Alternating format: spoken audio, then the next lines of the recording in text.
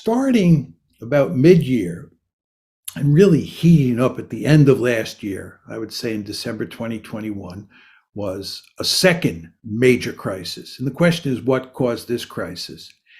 And in my opinion, it was caused largely by the fact that Ukraine was becoming a de facto member of NATO. It's commonplace in the West, especially in Washington these days, to say that Ukraine had nothing to fear regarding, the United States had nothing to fear.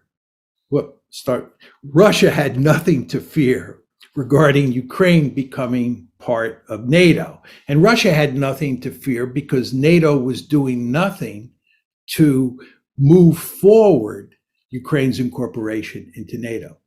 I think in a de jure sense, that's absolutely correct. But in a de facto way, that's wrong.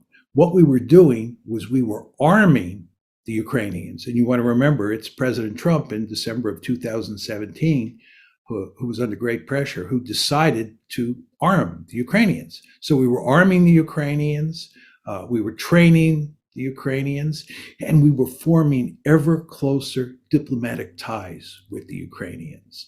And this spooked the Russians. It especially spooked the Russians in the summer of last year when the Ukrainian military used drones against Russian forces in the Donbass region. It especially spooked the Russians last summer when the British drove a destroyer through territorial waters, Russian territorial waters in the Black Sea.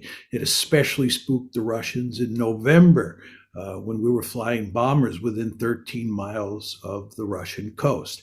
So all these events, coupled with this de facto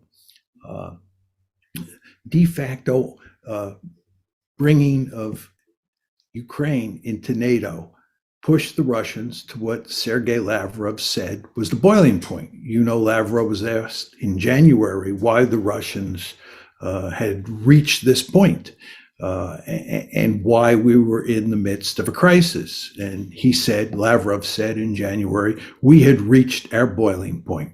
First expansion of NATO, second expansion of NATO, and then all of these events associated with Ukraine. The Russians had had it. So you had a crisis of massive proportions, which of course resulted on February 24th in the Russians invading Ukraine. And we are now in the midst of a real war. This is not just a civil war in eastern Ukraine, which is what we had before February 24th. We now have a real war.